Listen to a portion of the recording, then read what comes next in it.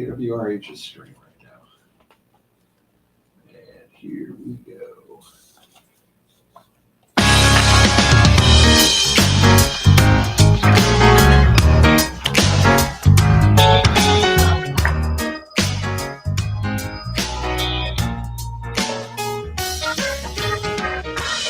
Welcome to St. Louis in Tune, and thank you for joining us for fresh perspectives on issues and events with experts, community leaders, and everyday people who drive change and make an impact that shapes our society and world.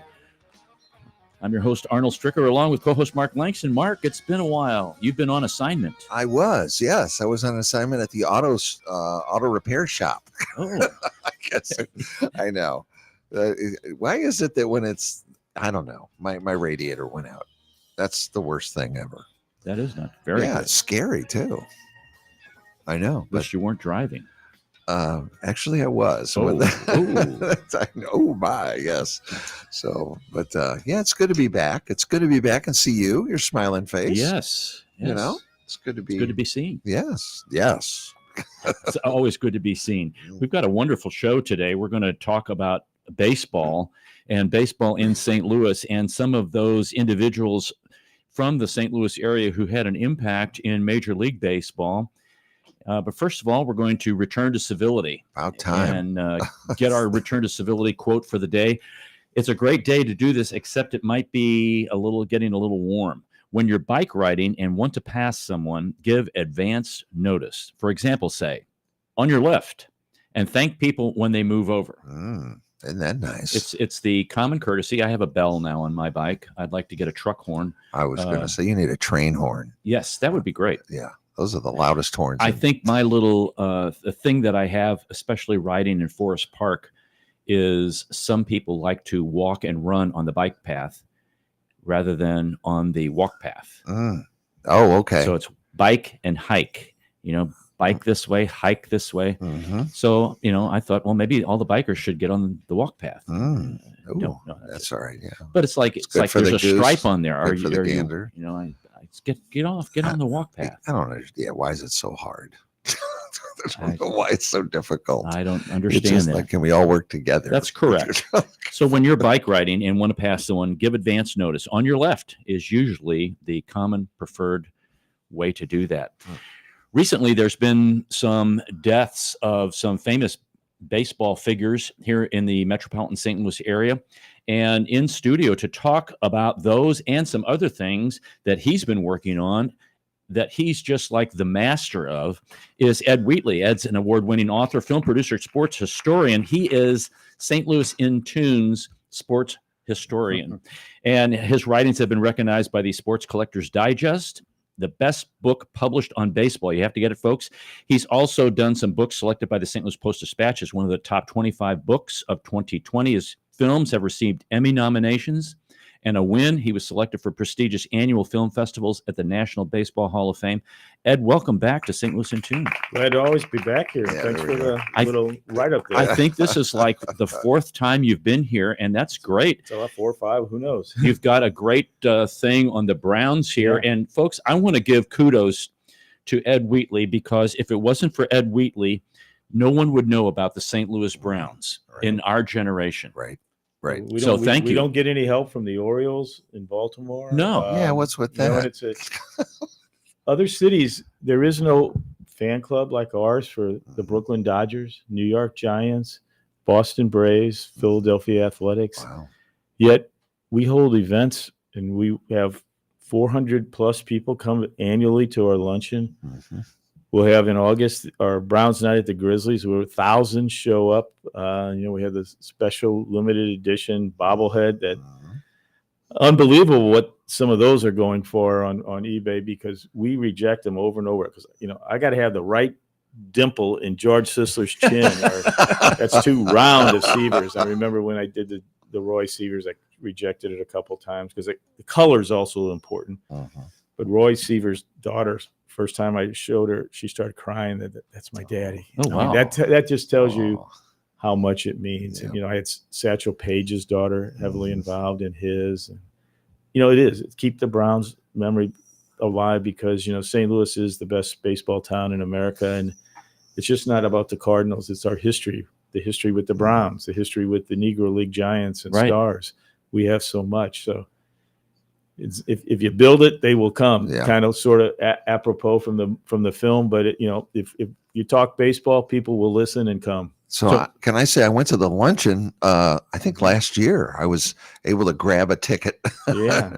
And so you say it's in September this September year. 24th, it'll be at the Missouri Athletic Club. You can go to stlbrowns.com. That's our website, Mhm. and you can pick up the information. What a great time I had. I had a wonderful time. A lot of older folks there, Well, but there's a lot of young folks. Yeah, but there are a lot of older folks, and I bring in big names. Yes. Don Larson was a I was regular just going to there. say that. Yeah. Last year we had Rick Dempsey, 1983 MVP. He's one of the best speakers on baseball around now. Right. We had Jerry Royce before. We've had Tommy Lasorda, Hmm. Whitey Herzog. We get some big names, and they do all call up wanting to get in line to come.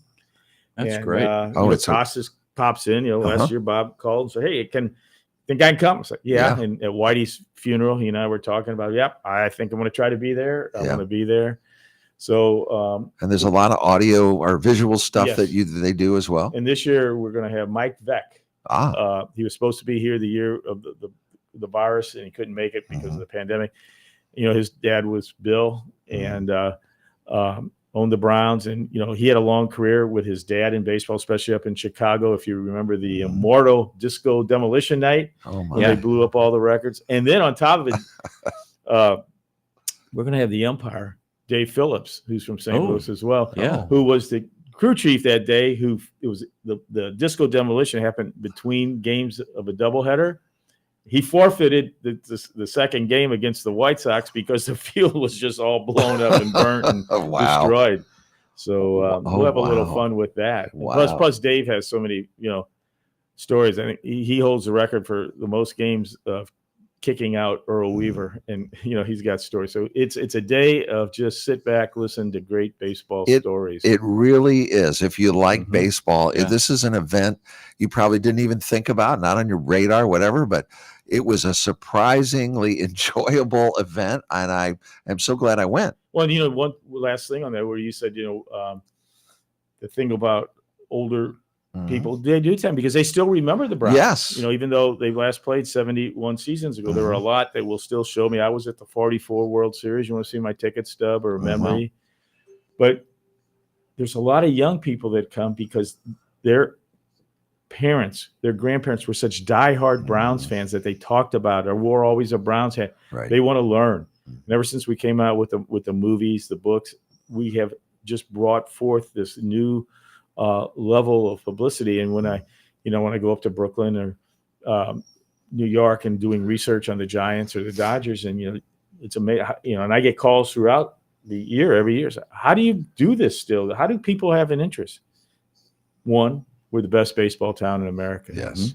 Two, there was a loyalty to the team that was formed a long time ago. Even though they were, weren't that great, they lost 1,000 more than they won. And the St. Louis moniker then became first in beer, first in shoes, last in the American League.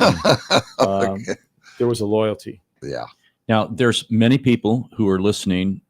We have listeners across the United States Mhm. and internationally. Mhm. They may not know about the St. Louis Browns as a baseball team. Yeah. Can you give like a Quick- couple yeah, minute yeah. kind of I think I might condensed know a little lesson bit on about that? it. The National League was founded in 1876. And the St. Louis, they did have a team in 1876. They were the St. Louis Brown Stockings, but they got kicked out after 2 seasons for gambling and game fixing issues. And then along came a second National League team called the St. Louis Maroons in 1884. They lasted a couple years, but failed financially because there was an American Association team that was playing here, also by the name Brown Stockings, formed by a man named Chris Von der Eye. They were the best team in the American Association, which ran from 1882 to 1891. And they were so good, they won 3 championships. They were invited to join the National League in 1892. So St. Louis has had 3 different National League teams. The American League comes along in 1901. There was no team in St. Louis. St. Louis is the fourth largest town in America. So Ban Johnson, who was the president, decided we need to take St. Louis and make it an American League town. The Cardinals, who even though they came over as the Brown Stockings, shortened their name to the Browns from 1892 to 1898. They were a bad team. Their really good streak in the American Association did not follow them. So he thought he could take over the town, something Bill Veeck's going to do in 1951. He thinks he's going to run the Cardinals out of town. So Ban Johnson moved the Milwaukee Brewers, one of the 8 original American League teams, a name we're familiar with today. He moved them from Milwaukee to St. Louis in 1902, and the Browns played here from 1902 to 1953. They had some really great teams.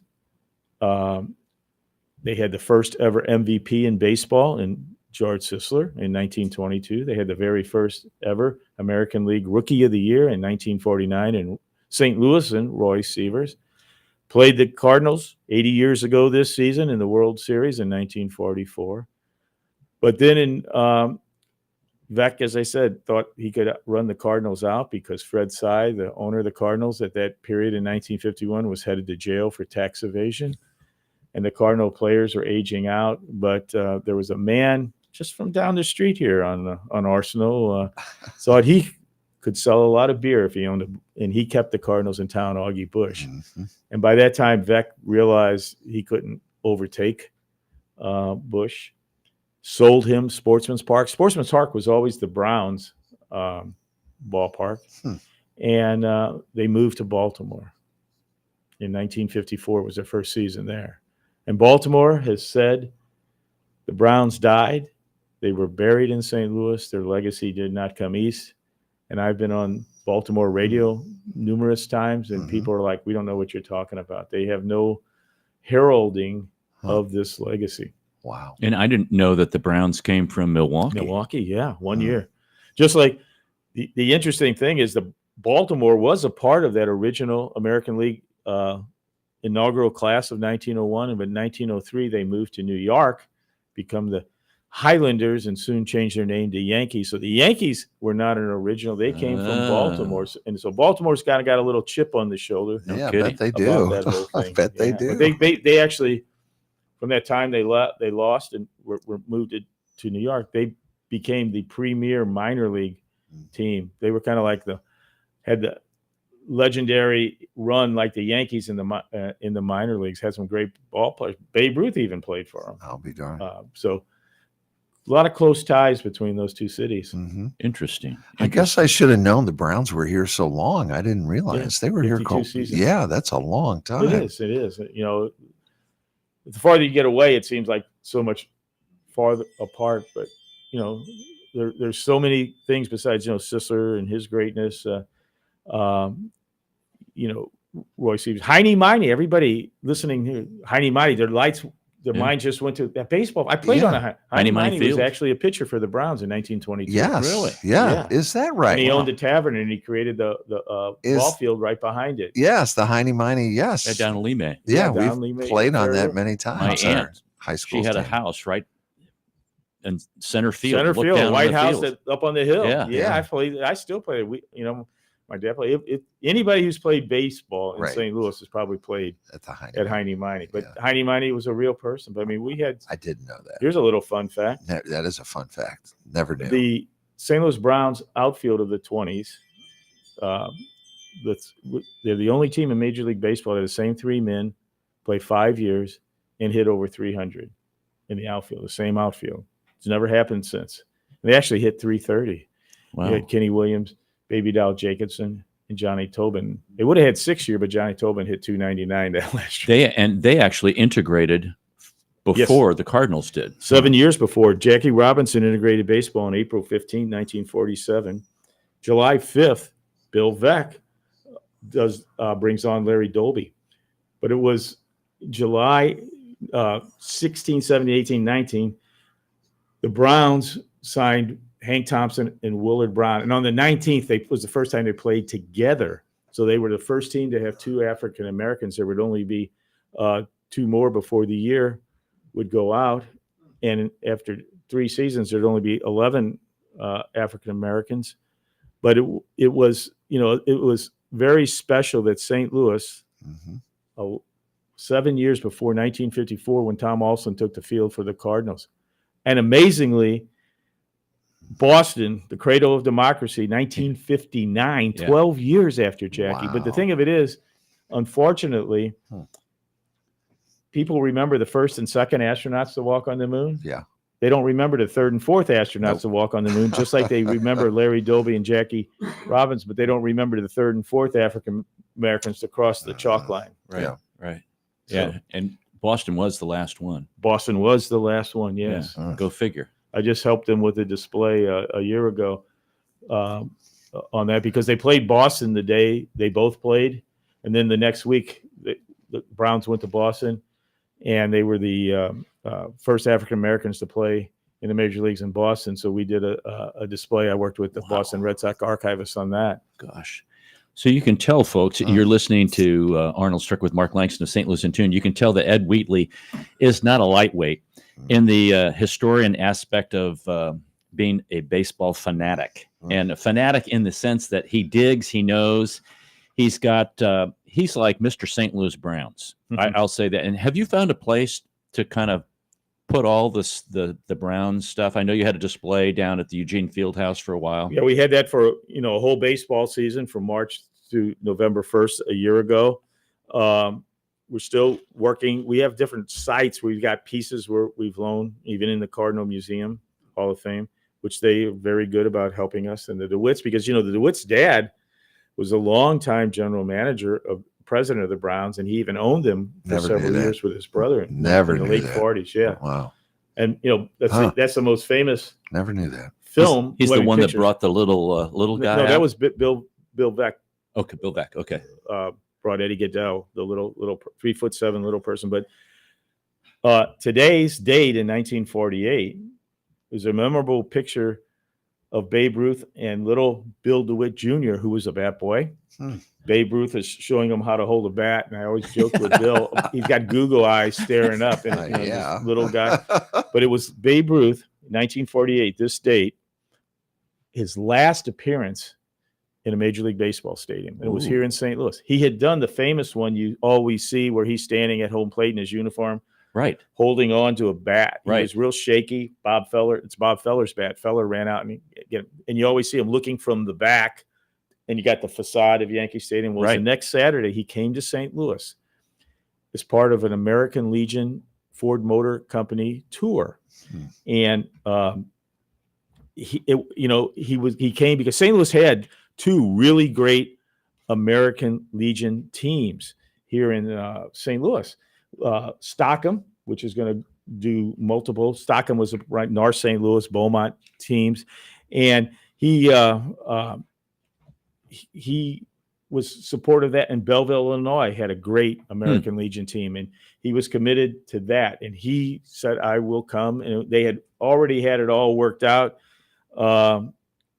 And you know, if in my book, Baseball in St. Louis, I got big chapters about it. You can see all the posters and the pictures of that day, because I always thought that was so special. The last place he came was here in St. Louis, and there's pictures of, you know, Yogi Berra, because the Yankees were playing the Browns. Yogi was honored. You have Dizzy Dean came out of the broadcast booth, Wow. and put on his Browns uniform. And yes, you know, I always say, you know, one of my favorite stories is Dizzy actually played for the Browns, and people go, "You're crazy. It's St. Louis Cardinals he played." I said, he played one day for the St. Louis Browns. He was a broadcaster of the Browns, and the Browns weren't very good that year. And he would say, like, we need a new pitcher. This guy can't hit the side of the barn. Let's get my grandma out here. She can pitch better. I mean, players didn't kind of like it. So for one day, Dizzy came out, signed a contract with the Browns, came out and pitched in 1948. 47, and he threw a shutout until he got hurt. His back stiffened up, because in typical Dizzy's fashion, he hits a single, but he tries to stretch it into a double, and successfully. But when he slid, he kind of jerked his back. Yeah. So it's kind of, you know, that's one of those special moments, because my dad was on that American Legion team, and that's where he got an autographed baseball. Ruth gave them all. But it's interesting. Bill DeWitt's dad was the owner of the team, and he had this picture of Babe Ruth and Bill DeWitt, and he said to their team photographer, "Run out and get these developed really quick, and get back here as fast as you can because we got to make sure the Babe's healthy," because he was not healthy. But for some reason that day he was feeling really good. He's all dressed up. He's got his big navy blue suit, and he's got the white and black shoes. Yeah. I can't remember what you call them, but he's out there, and that's one of I've been up in Bill's office, and hanging there on the wall is the picture Babe Ruth signed it of him and Bill, and it's just a special memory, and the fact that it happened on this date in 1948, and he would soon die in a few more weeks. Wow, that's wonderful. That's the beauty of St. Louis baseball. Is all these stories. You could be on air for a whole week and nonstop with stories from St. Louis baseball. Yeah. St. Louis baseball recently lost two individuals, Whitey Herzog and Kenny Holtzman. Yeah. And you knew Whitey. Yeah. And tell us a little bit about what he was like. I knew him. I mean, there's this Baseball in St. Louis book, just a good example. One day I'm driving, and I go, "Eddie, it's Whitey. Mary Lou's mad at me. She wants to go out. I want to read your book. I can't put it down." And I pulled over. Next 45 minutes, it was just, Yeah. He was just with the research. I remember all this. The whole stories. Whitey, you just would go, wow, He would just go. I mean, if you were in the locker room, like let's say most recently in the past, the fantasy camps, I'd get there real early because I knew when he'd eat, and I'd sit with him and Lou Brock, and we just go story. I mean, he was as sharp as can be. You get him on the telephone or whatever, and he had stories about this or that or how this should be, and it's different today and probably shouldn't be that way. I mean, he believed in what he evolved. Whitey ball. Right. Why aren't they stealing? Why aren't they, running on these guys? Why do they want to hit it out? You got to touch first before you can touch home. So you got to get on base, and not all the balls go out of the ballpark. No. But he had that philosophy, and some of that really all comes back to some of these great managers that were created as bench players. Whether you're listening to Casey Stengel or any of these others. They learn the game and they execute the game. Whereas for guys like, Ruth, who wanted to be a manager, or my most favorite is Rogers Hornsby, was a manager for the Browns in the 30s. But before that, he was the manager of the Cardinals in 26 when they won their first World Series championship. And they fired him and traded him off immediately because he couldn't get along with the players or the owners.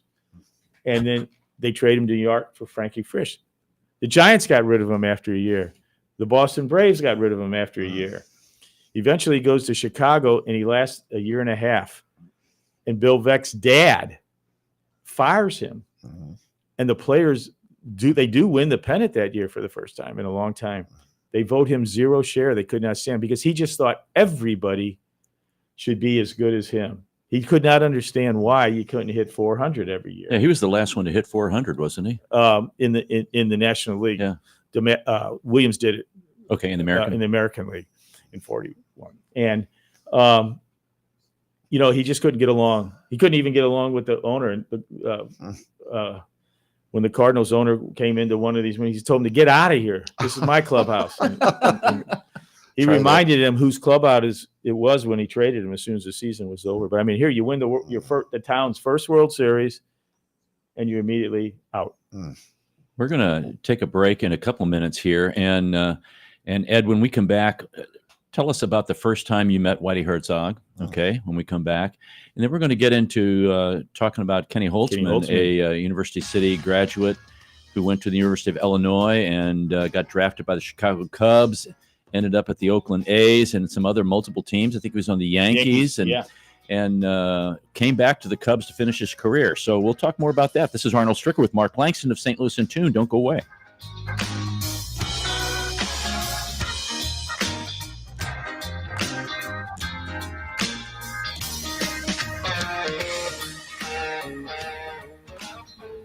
This is Arnold Stricker of St. Louis In Tune on behalf of the Dred Scott Heritage Foundation. In 1857, the Dred Scott decision was a major legal event and catalyst that contributed to the Civil War. The decision declared that Dred Scott could not be free because he was not a citizen. The 14th Amendment, also called the Dred Scott Amendment, granted citizenship to all born or naturalized here in our country and was intended to overturn the U.S. Supreme Court decision on July 9, 1868. The Dred Scott Heritage Foundation is requesting a commemorative stamp to be issued from the U.S. Postal Service to recognize and remember the heritage of this amendment by issuing a stamp with the likeness of the man Dred Scott. But we need your support and the support of thousands of people who would like to see this happen. To achieve this goal, we ask you to download, sign, and share the one-page petition with others. To find the petition, please go to dredscottlives.org and click on the Dred Scott Petition Drive on the right side of the page. On behalf of the Dred Scott Heritage Foundation, this has been Arnold Stricker of St. Louis In Tune. At St. Louis In Tune, we strive to bring you informative, useful, and reflective stories, as well as interviews about current and historic issues and events that involve people, places, and things. We cover a wide range of topics, such as the arts, crime, education, employment, faith, finance, food, health, history, housing, humor, justice, and sports, and that's just to name a few. While St. Louis In Tune originates from the Gateway City and covers local topics, we also connect to what's going on nationally as well. If you missed any of our previously aired programs of St. Louis In Tune, simply visit stlintune.com. That's stlintune.com. There you'll find the show notes and everything that was mentioned in that episode and all the other great episodes as well. And if you've got an area that you'd like us to examine deeper, well, just let us know by dropping us a note at stlintune@gmail.com. That's stlintune@gmail.com. St. Louis In Tune. It's heard Monday through Friday on the USRadioNetwork.com and many great radio stations around the U.S. and, of course, right here in St. Louis. Our website again is stlintune.com. Visit us today. That's stlintune.com.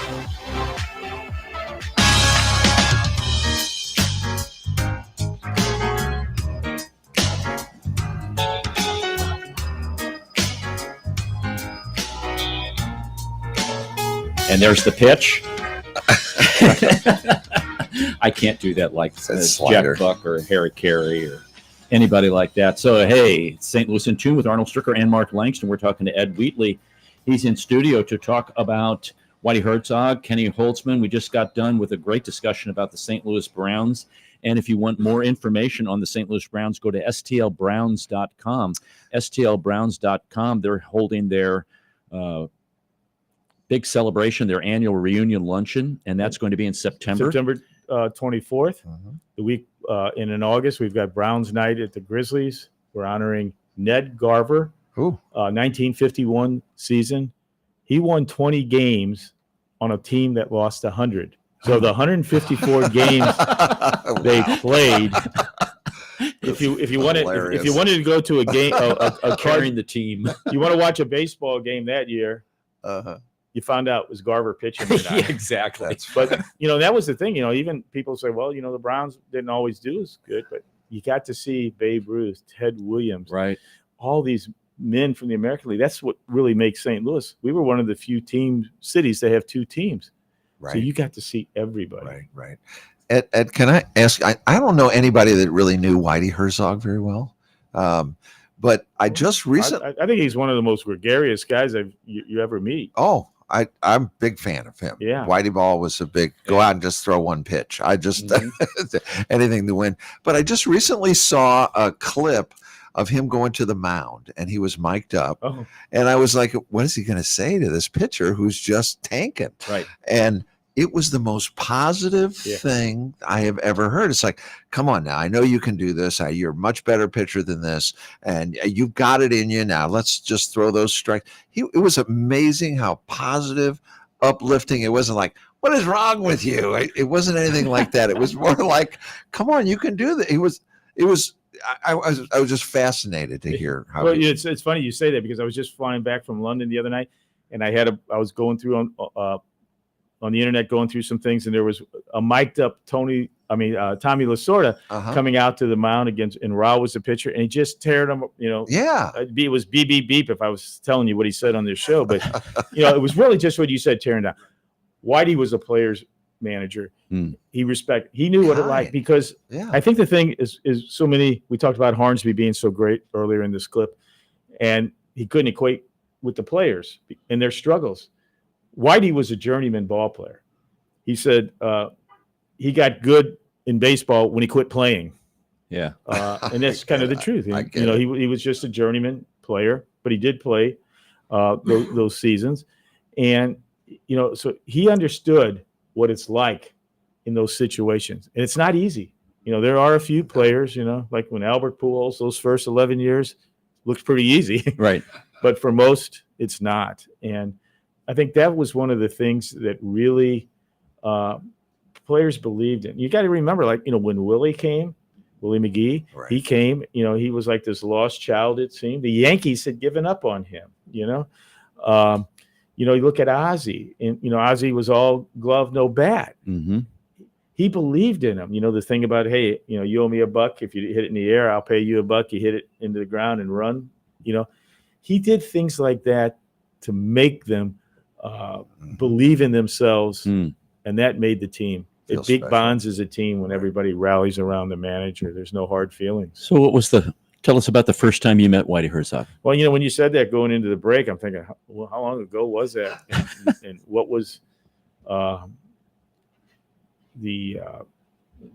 shtick? I think it was probably at one of the first time I probably met him was at one of the baseball writer dinners, and it was him and George Brett kind of go into town. 2 peas in a pod. 2 peas in a pod. I saw George at Whitey's Celebration of Life a couple weeks ago, and he is bigger than life. He is very verbose, but it wasn't ever a negative verboseness. It was a feel good. Yeah. Because usually, when Whitey would be something, there's always going to be a few laughs to it and a kind of a qualified pop story. Stan Musial was the same way. I mean, that of Stan's laugh when he told a story, always in the middle. But, Whitey, he understood the game. He understood how hard it is. He understood what it would take to not only play it, but to win. And, I did a child's book called Incredible Cardinals several years ago. It's like I still teach that. School districts have me come, and I do about 5,000 kids a school year on how to write well and I didn't really want to write that book because there's a lot of Cardinal books here, there, and everywhere. And I said, there is one thing for a child's book. I thought, it's the men on the left field wall. Who are these people? Because they are the foundation of baseball. Right. These are the incredible Cardinals. And when it came to do the page, and it's, I took some original photos, like, Lou Brock running, and then we made it for kids by, flames coming out like a dragster when they're real fast. Yeah. He's got to have flame. Yeah. He's got some bases. He's stolen bases. He's got the wings of Hermes on his helmet because pictures tell 1,000 words in this relationship. So you talk about that with kids, but you can see the pictures and you immediately know a lot about them before you even see the verse, because a little anecdote and it rhymes. So we talk about how we put this all together. So when it came to Whitey, and these pictures are just beautifully colored. We get all kinds of recognition awards for this book. What do I do for Whitey? And you always saw him standing on the steps, kind of just staring at the field, sometimes his hand on his chin. And the thing that came to my mind for him was the wheels were always turning. Right. At his head. And so we played around with this illustrator of, a computer, and I wanted, the wheels were always turning and coming out. The old computer wanted to come out of the string, the wheels were always turning on how to win the game that night. Because Whitey, when he was managing, he was 3 or 4 innings ahead. Right. It wasn't, you're caught up in the moment, like, what do we do? Right. Whitey knew it. If this guy's coming in, this guy's going to come up and pinch hit, or, if this guy's bad, I'm bringing this pitcher in. He was so far, he was just so enjoyable to talk baseball, because not only did he know the game, he knew the nuances, and he just had a story about everything and everybody. I mean, they were one of the best when him and Don Larson. Larson played for the Browns. He always came to our dinners and luncheons. but they played together in Kansas City, and just be with those two at a table, and maybe a Budweiser or something, but unbelievable stories. It's just amazing. But I mean, it was the intellect, and just, nothing, no better than anybody, but even though he was the best. The baseball IQ. Yeah. And, when we, I put in this Baseball in St. Louis book, the all St. Louis team, these are the men who made it to the major leagues, all from St. Louis, and, who were the best. And I put 2 at every position, and 3 left-handed, 3 right-handed, and then 4 men in the bullpen, so I could get a complete team. It's tough. There's so many great men. Likewise, there's so many great managers who came from St. Louis. You had Whitey, of course. You had Yogi Berra. He coached there with the managed with the Yankees and the Mets. Yep. You had Shaney's, of course. Mm-hmm. He was just across the river. Right. You had Earl Weaver, yeah. from St. Louis, Beaumont High with the Orioles. You had Dick Williams, Wow. also from Beaumont. Mhm. With his greatness at the Yeah. he was in the A's or the Red Sox. Yes. You had Hank Bauer from across the river. He won the Orioles' first Really? World's Championship. So I went through who would be the best, and I put Whitey as the top over all those names, just simply because he was the perfect manager. He was a perfect man, and he made his team that you would think, what is this team on paper? He made them world Series champions and National League pennant winners. Should have probably had another World Series championship if Don Mr. Deckinger. Well, that's a great Whitey Herzog story. And Whitey, have you ever not had a word to say? Because you always got a word that's going to last, 10, 20 minutes. He said, I ran out there and I was ready to get in Deckinger's face and give it to him. And he said, Whitey, you're right. I blew it. And he said, I didn't know what to say. He just stopped me in my tracks because, there was no replay and stuff in those days. What could you do? Right. And he just said, Whitey, I blew it. And that was Whitey's one moment that he didn't have anything to say. Wow. Shut him down. So, it's just, there's so many fun stories. That's interesting. That is a fun Kenny Holtzman. Kenny. Somebody that maybe St. Louisans don't know a whole lot about unless he had pitched, when he was at the Cubs and they came into town. But what do you know about Kenny Holtzman? Well, I've got to know him a little bit. Kenny was kind of a recluse in his later days, but I would get him to come to the Browns luncheons. People don't realize Kenny Holtzman won more games than Sandy Koufax. Right. As a left-handed pitcher. Right. Came out of University City High School in St. Louis, through to no-hitters, multiple All-Star games, multiple World Series with the A's, and then the Yankees would win a pennant with him. He was probably a dominating pitcher of the early to mid 70s, and he had a long career, over 200 wins. But it's kind of the irony. He won more games than Sandy Koufax. That tells you something about his resume. And again, as we mentioned, U City, you have a tie to Kenny through U City. Ed Mickelson, one of our 3 surviving Farmer Browns, was a coach there at U City with him, and he had a close relationship. And that's where one of the times I got Kenny to come to our luncheons was because I wanted to honor Ed Mickelson, who played for the Browns. He also did play briefly with the Cardinals as well. Okay. But there was always a guy by the name of Musil at his position at first base during those years that he couldn't. Darn. Yeah. Hey, I got called up. Basically that is Ed Mickelson. I got called up. Then I was told, the one day I get there, what's the signs? What do you need signs for? Well, if I get on base, that means you're playing, right? You're right. Do you know who's playing in first base for us? Musil. Okay.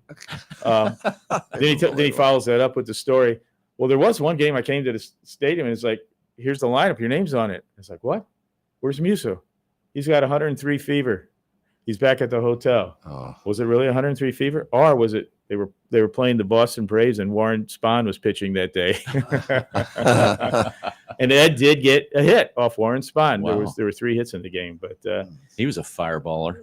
oh yeah. Very, very, very much great. He and great Bob pitcher. Feller. Both of them. That's correct. And I never did see Feller pitch, but I keep score every game I go to, and I'll go through all the scorecards over the years and highlight I saw this or that or this pitcher, just and I remember Warren Spahn as a kid watching him, knowing that he was one of the greatest the decades even before but that high kick he had right. and as a lefty, kind of like Juan Marichal, kind of the left-handed version of Juan Marichal. You're right. Yeah, and it was funny how all these very effective pitchers of those days gone by had those kind of like motions and deliveries, and now everything seems to be, it's got to be this way. And they even pitched complete games, Mark. Yeah. I know. In that some pitchers used to go a whole game. Or They probably pretty go darn 150 close. pitches. Yeah. I mean, it was nothing. And then they would go, if you really want to go back in time, if you look at prior, and I usually use about 1974 as a gauge. Box scores don't have that many pitching. That's has so much to do with the length of games because they weren't making pitching changes all the time. But pitchers, would actually, in their time between starts, they would relieve. You didn't have that specialty relief corps. They would come in and get their mid rotation throws by relieving. And so it was not uncommon for seemed to work out okay then. Yeah. I don't know why they pitchers picked up saves. They picked up extra wins to their totals.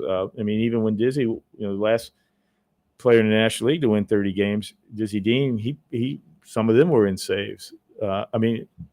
Save situations that they weren't saves. He won the game. Right. But that's crazy. It is. I always loved going to a game when Bob Gibson was pitching because you knew the game was going to go fast. Very fast. All of the players were always on their toes because he didn't mess around. Well, that's one of the big things of today is they're putting themselves deeper into the count. The belief that you don't swing at the first pitch and got to see it, and next thing you know, it's 2-2, 3-2. They following off several in there in between.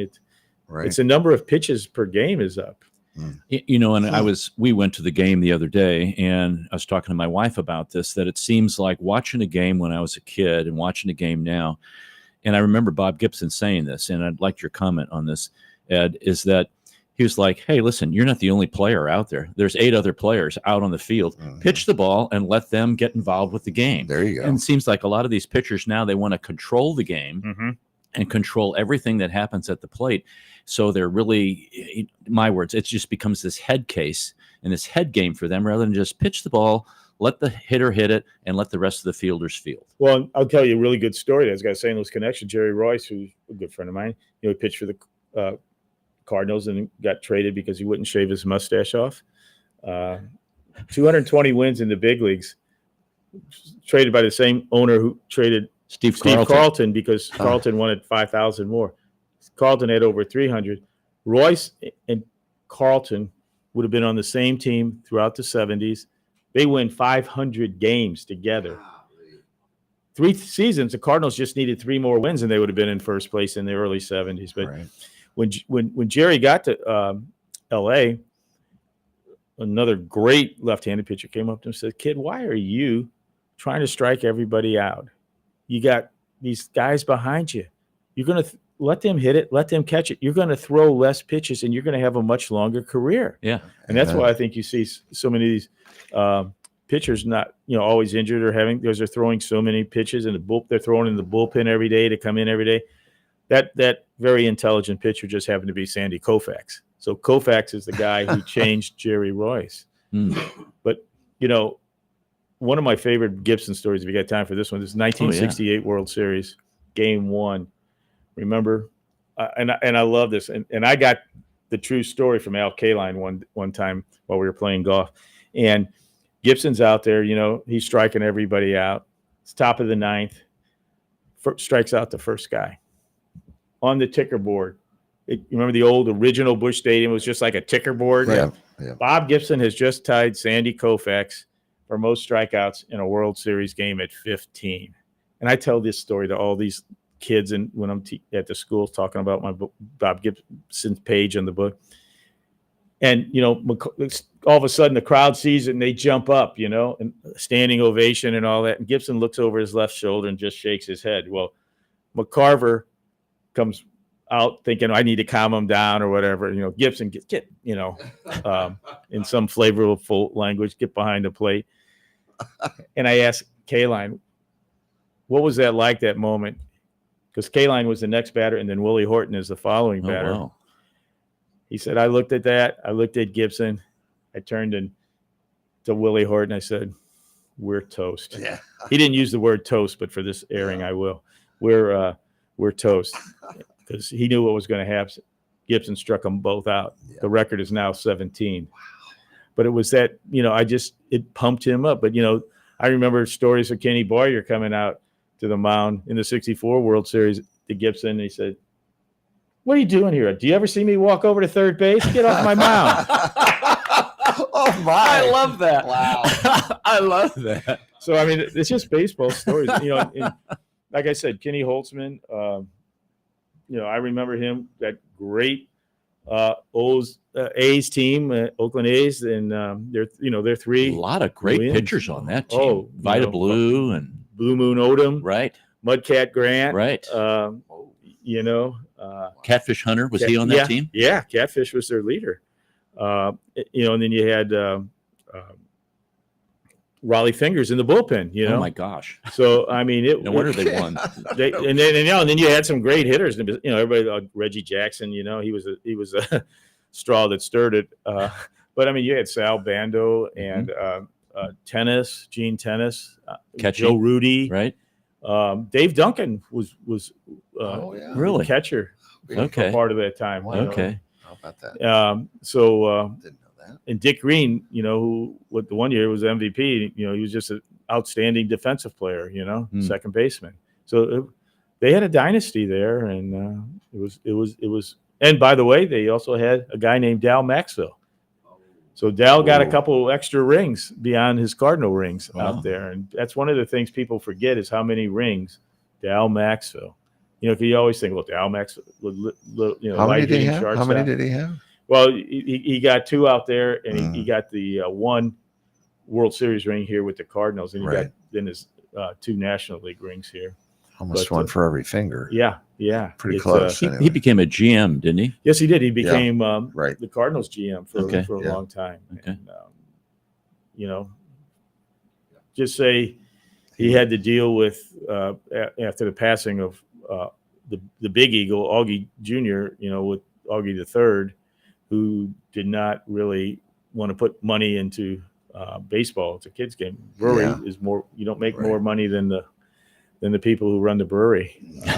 Right. And that's something. But he did help orchestrate putting together some great teams. And, Yeah. But that's the one thing when I was putting together. As I need my shortstop Dal, it's definitely you. But that's the one area where St. Louis didn't have a really standout second shortstop player, and we wound up taking across. I said, put your general manager hat on. To your point, and we wound up with Jerry Buchek, who was kind of a key backup. But Right. We also had as catchers. I said I would only put two. Of course, Yogi Berra, one of the greatest catchers of all time, here from St. Louis on the Hill. Loved it. Yeah. And then Joe. Joe Garagiola, right? Right. No. Joe was just really a journeyman catcher. His antics were made bigger by the Today Show and the Game of the Week. But Elston Howard, to me, is the greatest African American ball From player to St. come Louis? on. Really? From St. Louis here. Wow. Elston Howard. Elston Howard. He only played in like 10 World Series and 12 or 13. I can't remember. It's one of those numbers. All-Star games, and he was the MVP in 1963. In an American League MVP, and that's forgotten, because people try to tell me, "Oh, you're wrong. You need to have Joe Garagiola." Elston Howard. Interesting. But yeah, he's. I am. I'm going to look. Did you ever have a chance to meet Willie Mays? I did not ever get up around him and shake him. I've seen him on a couple scenarios. I did see him play. I did too. And that's Really? that's kind of a sad exercise. I'm you start jealous. going through your mind. After you hear another one pass away, Mays, and Right. I've seen Kenny Holtzman play, multiple times, of course, Whitey. But when I start thinking about all these men, I was fortunate enough to see Stan play. I was at his last game, and some other games, prior to that as a young kid. And you start saying, I have seen Mickey Mantle and Whitey Ford, and I saw Yogi Berra, and and you start thinking about Hank Aaron. We've seen him, and he's passed. Willie Stargell, Roberto Clemente, and then you talk about Willie.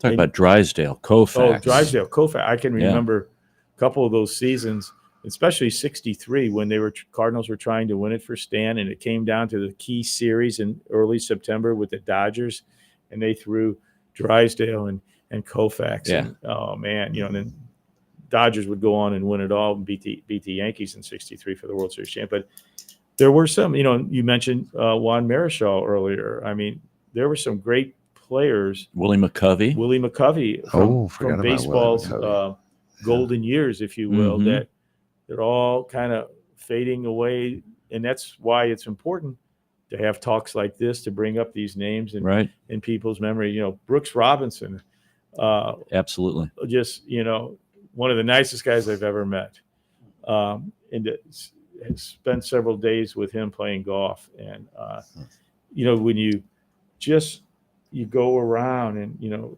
it's just they're all fading. Yeah, Ernie Banks. Oh, there's one. Chicago, right? And you can pretty much go from team to team. Harmon Killebrew, Gaylord Perry, all these guys.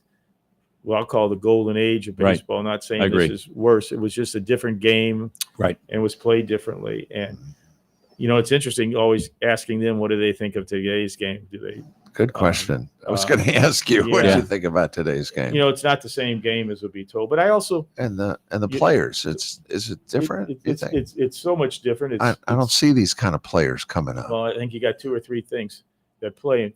One, so many of them change teams. So there is not this long tenure. Good point. What would Albert's tenure of memories have been had he not come back for that one season? Right. That's true. Because, those 10 years or 9 years he was away, maybe his value stopped. I mean, you can't say his value dropped as a player. His on the field success dropped after he left St. Louis, but he's still one of the best ever, despite that. But so you don't have that continuity of like a Stan was always there. You always counted on him being there. Now it's you're here and gone. That's one thing. And second thing, it's about the money. You don't want to get hurt. You lose the money. Two, the agents. I mean, they qualify. You can only pitch so many innings. This is all part of what you agree on in the contracts. I remember Enos Slaughter talking about that. If we didn't feel good, we never told anybody because we didn't want somebody to come in and lose our job. Yeah, exactly. Right. That's not there anymore. And you talk about the money. One of my favorite stories is to tell people was, baseball ends in October, whether you make the World Series or not, And most of these guys weren't making much more money. Where I grew up, we had 5 Cardinals in our neighborhood. Shannon was one of them. They didn't make a lot of money playing in those days, so they would get extra jobs. Some of them would work at car dealerships. If they were a bigger name, that would draw people to come into the car dealership. And it's kind of a repeat world when you see all these FedEx and Prime and UPS trucks driving through your neighborhood. Right. Well, in those days, a lot of the Cardinals, perfect fit. So starting late October through Christmas, Famous Bar, Sticks, Bear and Fuller, Scruggs, Vanderbilt, they would hire delivery men because people would just say, have it delivered or call up, deliver. Can you imagine your doorbell rings, you go open it, and there's Enos Slaughter holding a package for you. And that's crazy. That's where it really meant, baseball was everything. It wasn't necessarily the money because these guys really didn't make the money, but to have Hall of Famer Enos Slaughter be your delivery man. That's crazy. That is unbelievable. Wow. The good old days, I'm afraid. Well, we want to have you back because we want you to talk about the 80th anniversary of the 1944 World Series, the Mhm. Meet Me in St. Louis series or Mhm. St. Louis series, the between the Cardinals and the Browns. That will be, wasn't that called the Streetcar Series? It's called the Streetcar Series because it was all the games were played at Sportsman's Park. Right. And it really was, the war was going on. And there was restrictions, so tickets could not be sold outside of 100 miles from St. Louis because of the gas and rationing, and you didn't want to use up Really? the transportation. Didn't know that. But yeah, it was also 1944. Judy Garland's movie "Meet Me in St. Louis" was #1 song. "Meet Me in St. Louis, Louis." Meet me at the fair, but no, for baseball people, it was "Meet Me in St. Louis." Meet me at Sportsman's Park. It is the pinnacle moment of St. Louis baseball history when both your teams play to be world champions. And Great. folks, And you're going to have to listen to that episode when we record it Yeah. and when we broadcast that one. Oh, That's yeah. going to be a good one. And you know what's funny is that Meet Me in St. Louis didn't win the Academy Award from that film season. What? Going My Way did. No. Oh. Bing Crosby. And you know what he wears throughout that? He's dressed like a priest. He was a priest, but he wore a Browns jacket, a Browns t-shirt, and a Browns hat. No. No one way. knew, No.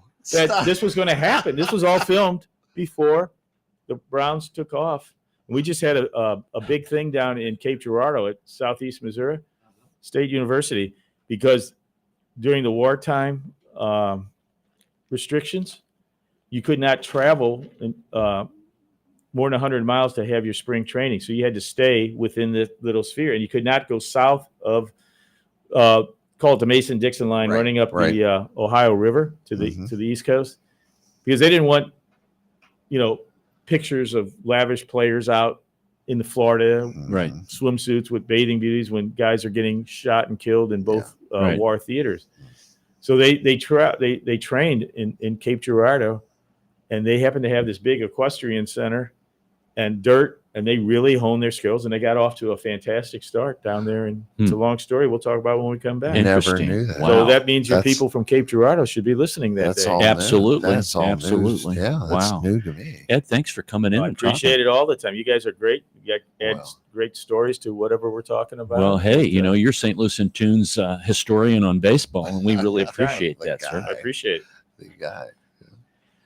Well, Mark, Uh, do you have any days of the day, or should we just call it a day? I think we should call it a day.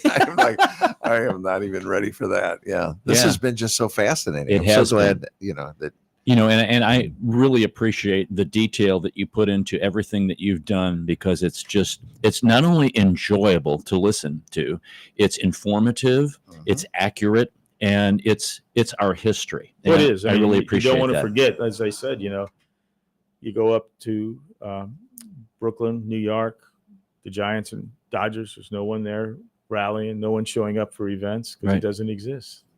And you would think of all places that's where there would be, but You here would in think. St. Louis, America's best baseball I town. know. That's Well, correct. I'm getting worried though. We have 11 World Series that we've won, and they're starting to knock on the door a little bit Yes, with they us. are. I know. We need to get a little It's going to bit. be the next couple of weeks. Going to be interesting. Are they a buyer or a seller?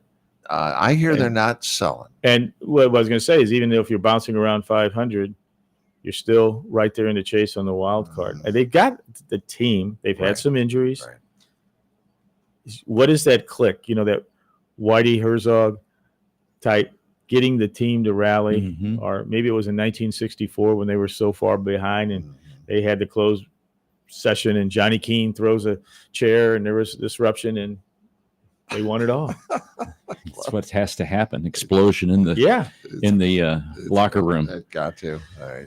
Well, thanks, folks, for listening. That's all. And if you've enjoyed this episode, you can listen to additional shows at stlntune.com. Consider leaving a review on Apple Podcasts, Podchaser, or your preferred podcast platform. Your feedback helps us reach more listeners and continue to grow. We want to thank Bob Berthasell for our theme music. We want to thank our guests, Ed Wheatley and co-host Mark Langston. We thank you for being a part of our community of curious minds. St. Louis in Tune is a production of Motif Media Group and the U.S. Radio Network. Remember to keep seeking, keep learning, walk worthy, and let your light shine. For St. Louis in Tune, I'm Arnold Stricker.